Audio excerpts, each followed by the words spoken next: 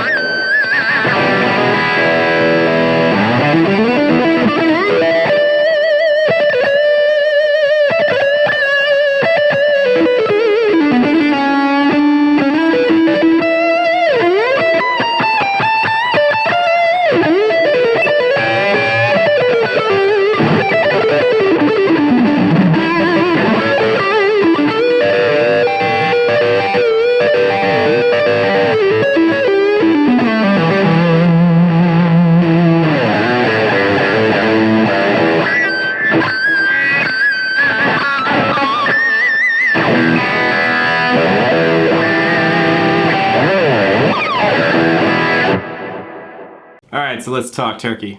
I think they both sound really good. I mean, like, I have no negative things to say about either guitar. That being said, if I'm being honest, I do still think the Greco sounds a little better.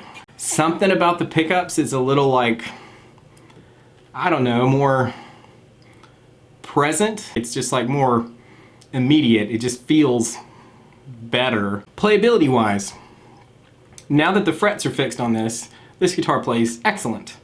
This guitar, I did not need to do any fret work on it, also plays excellent. They're both pretty weighty. This is about 9.5 pounds. This is more like 10 pounds. The thing really, it's hard to put into words, but this does feel like a good instrument. This feels like a great instrument.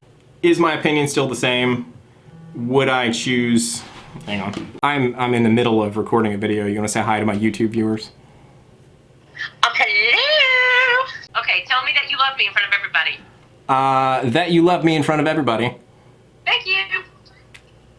There is, to me, something a little bit more magic about this, and maybe it's just psychosomatic because it's older or just the way it looks or something like that. I don't know. Like, the specs are pretty similar. However, if you buy one of these and you want to get it at a good price, like I paid... I want to think right about $600 for this, and I paid exactly $600 for this. So if you want to get one of these at that price, you're probably going to have to order it from someone in Japan. There is kind of that unknown factor, you know, are you going to get a good one? I haven't yet gotten a bad one, but, you know, so there is that. So there you go. That's my apples to apples comparison. I think they're both good guitars. I think you can't really go wrong with one or the other. It's just about what you like. I prefer the Greco, but that doesn't mean it's necessarily better. I just prefer it, and you know, if I had $600 to spend on a guitar and I had to choose one of these, I would go ahead and take the chance on this one just for that extra 10 or 15% of magic, even though it's possible something might happen to it in shipping coming across the world, or you know, I might have some issue with it not being just perfect or something. It's that little bit of extra magic is enough for me to risk it. So anyway, thanks for watching. Until next time, I'll catch you later.